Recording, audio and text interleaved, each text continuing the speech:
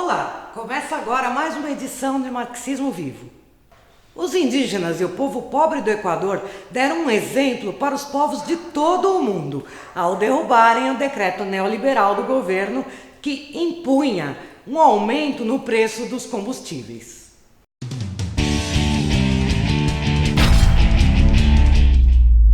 Com 12 dias de mobilizações e 5 dias de greve geral, enfrentaram brutal repressão e derrotaram o governo. Poderiam ter ido além, derrubado o próprio governo, se não fosse a posição da direção reformista da CONAI. Este é o tema de Marxismo Vivo desta semana. Vamos ouvir o MAS, sessão da Liga Internacional dos Trabalhadores no Equador. Buenos días, compañeros, compañeras. Soy Miguel Merino, miembro del Movimiento al Socialismo del Ecuador, que forma parte de la Liga Internacional de los Trabajadores. Hola Miguel, ¿cómo estás? ¿Cuáles son los resultados o efectos políticos de esta insurrección? Me parece que hay varios resultados políticos importantes después de todo este proceso de lucha popular. El primero es el total descrédito, desprestigio, impopularidad del gobierno de Lenín Moreno, que no supo realmente entender cuál es la situación que estaba viviendo la población ecuatoriana, la población mayoritariamente pobre que vive el país, y respondió a la insurrección solamente con represión. Él hablaba de diálogo, pero en ningún momento buscó un diálogo para instaurar estas medidas, y luego cuando ya en la población empezó a expresarse, él, lejos de entender la situación que se vivía, se pensó que con la represión brutal que desató contra los manifestantes de todo el país iba a solucionar el problema. Él habló de valentía, de que él estaba decidido a dejar las medidas tal como estaban, sin revisar, sin dialogar. Entonces eso ha provocado un descrédito del gobierno, especialmente de la ministra de la Política, María Paula Romo, y del ministro de Defensa, el general Jarrín, un militar antiguo formado en la Escuela de las Américas, que amenazó todo el tiempo con utilizar la fuerza. Ya. ¿Cuáles crees tú o cuáles son los límites de este proceso?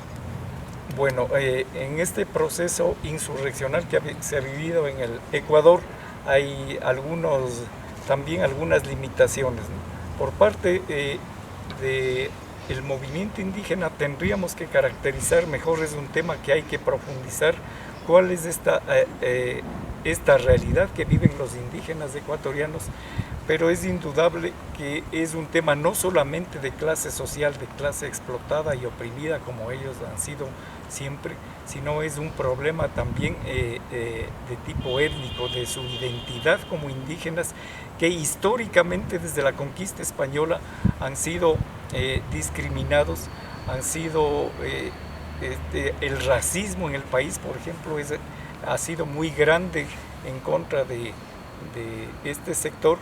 Entonces ellos, por ejemplo, no se plantean, con este proceso, no se plantean un cambio del sistema capitalista, que en el fondo es el que causa todas estas situaciones de injusticia, pobreza, desempleo, sino que ellos se plantean la construcción de un Estado plurinacional, donde ellos se sientan respetados como nacionalidades indígenas. Entonces es un tema que marca unos límites de cuál es el proyecto que realmente podemos plantear aquí en el Ecuador, las fuerzas que consideramos que las estructuras deben cambiar de raíz. Es un orgullo porque la parte fundamental de Ecuador es el movimiento indígena, y esos políticos, esos ministros no se van a llevar la victoria como si nada. Y la segunda limitación de este proceso ha sido la ausencia de la clase trabajadora ecuatoriana a través de sus organizaciones más representativas, como son el Frente Unitario de Trabajadores, que agrupa a 4 centrales sindicales, las más importantes del país, y también el Parlamento Laboral, que es otra organización creada en el periodo correísta donde ellos también no han tenido la oportunidad o no participaron activamente en este proceso, habiendo temas tan graves para la clase trabajadora como son las reformas laborales, la privatización del seguro social y la privatización de las empresas públicas que este gobierno está llevando adelante. Entonces, la gran ausente de este proceso fue la clase trabajadora organizada a través de sus centrales sindicales. ¿Qué lecciones se pueden sacar de este proceso de lucha?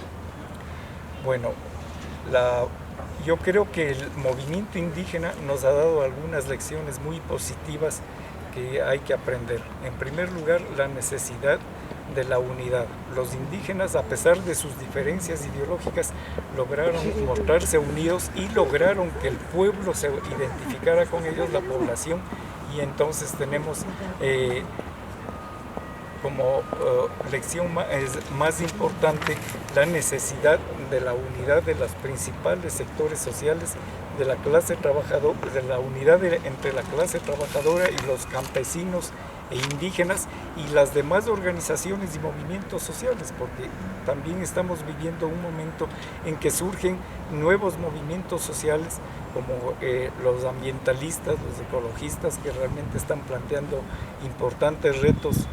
Por ejemplo, la lucha antiminera, porque la minería a gran escala que se ha inaugurado en el Ecuador causa mucha contaminación, por ejemplo, afecta al agua, que es algo fundamental para la vida de los pequeños agricultores y campesinos.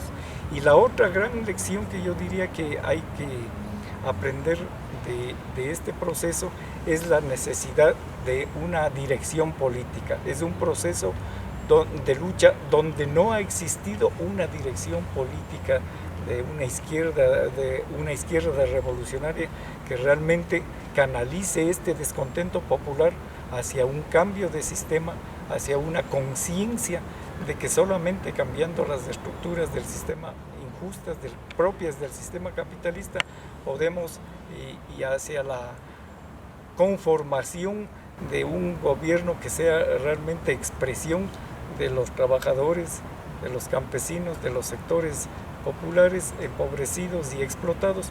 Solamente un nuevo tipo de gobierno, de Estado, es el que puede dar solución a estos problemas. De eso no ha existido.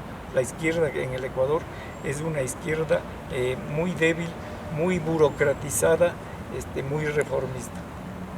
Se você gostou deste programa, curta, compartilhe e inscreva-se no nosso canal no YouTube. Acompanhe também nosso trabalho nas redes sociais, no Facebook e Twitter. Marxismo Vivo é um programa de análise política da situação mundial da Liga Internacional dos Trabalhadores. Continue com a gente.